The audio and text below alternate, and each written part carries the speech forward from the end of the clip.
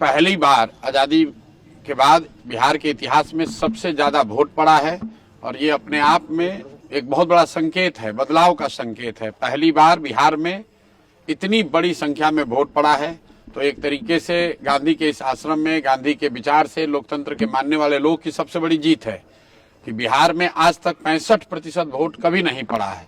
तो हम लोगों का ऐसा मानना है कि ये 65% वोट बिहार में बदलाव का वोट है। 14 तारीख से बिहार में एक नई व्यवस्था बनाने के लिए वोट है। ये वोट इस बात के लिए है कि बिहार में भी अब बच्चों के लिए पढ़ाई और रोजगार हो, बिहार के बच्चों को भी आगे पलायन न करना पड़े, 10-12 हजार के रोजी रोजगार के लिए घर परिवार बिहार गांव छोड़कर बाहर नहीं जाना पड़े, बिहार में भ्रष्टाचार खत्म हो। और इसीलिए लोग इतनी बड़ी संख्या में आकर वोट दिए हैं। जितने भी पत्रकार हैं, विशेषज्ञ हैं, राजनेता हैं, किसी को अंदाजा नहीं था, किसी को अंदाजा नहीं है कि इतना लोग वोट दिया कौन है।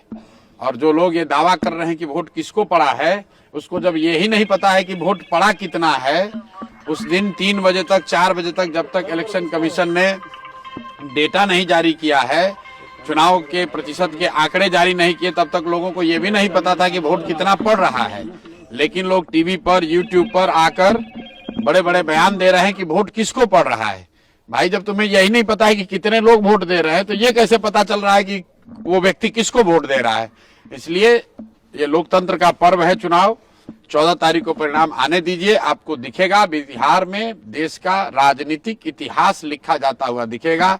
जिस तरीके से चंपारण के इसी धरती से गांधी जी ने स्वतंत्रता की लड़ाई में एक नया इतिहास रचा था, एक नया सूत्र दिया था, एक नया हथियार दिया था, उसी तरीके से हम लोग का विश्वास है कि गांधी के भितिहरवा आश्रम से जो जन स्वराज का अभियान शुरू हुआ है, वो न सिर्फ बिहार में बल्कि बिहार के बाहर भी 14 तारीख को जब परिणाम आएंगे तो लोग एक इतिहास, नया इतिहास रचा जाता हुआ देखेंगे। स्कूल का बस्ता छाप पर बटन दबाएं, जन स्वराज को विजयी बनाएं।